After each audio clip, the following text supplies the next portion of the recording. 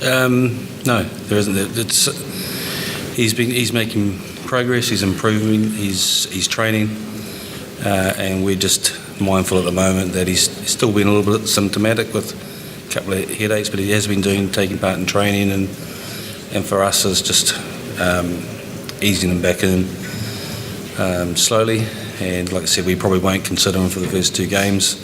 Then hopefully he starts taking a bit more of a part in training, and then we can look at potentially including him for towards the end of the tournament. Yeah, it's been tough. I think he's found it difficult. He's been lucky enough he has had the distraction of his partner giving birth, so I think that's been good for him. And he's been doing a lot of one-on-one work with Neil Jenkins too, so that's been with kicking, so that's kind of been a good distraction for him as well.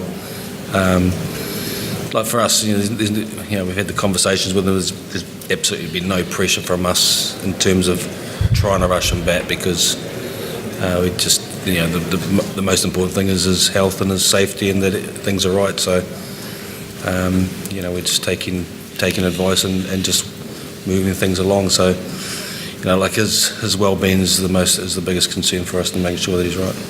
Oh, I think the squad is incredibly exciting. The squad's changing. That what we've got. This squad is probably more depth than we've ever had before, and it's something that we've made a conscious effort in the last 3 seasons, or since 2015, probably from 2016. Our focus has been on developing depth and competition, and we've been able to do that.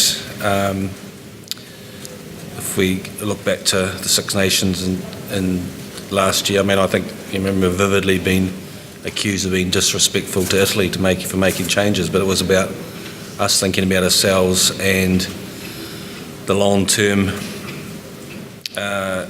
development of players for building towards the World Cup. Yeah, it's been good. It's been,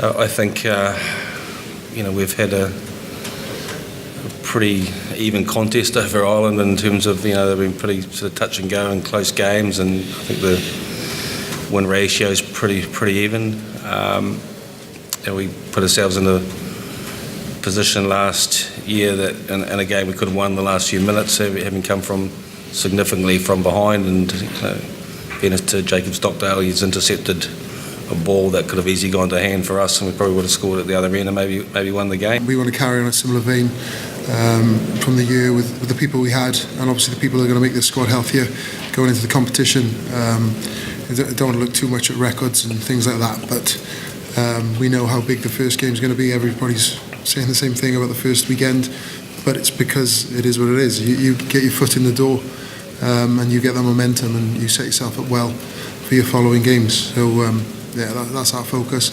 Just carry on with the same appetite, with a group that's hungry, like I say, to achieve. Friday night France, how special will that be? Friday night games, Friday night lights. It's only ourselves and France that do it. It'll be tough out there, obviously with the 9 o'clock kick-off, but we're prepared and preparing for that. Always going to be tough. We know how well domestically they're doing and can do, and the number of players they have to pick from. They've had a bit of resurgence in their performances on the national front, and it's always going to be a difficult. It's the French cliche. You don't necessarily know what French side is going to turn up, but it's always formidable pack, can do anything behind. And like I say, we need to get our foot in the door on that first weekend.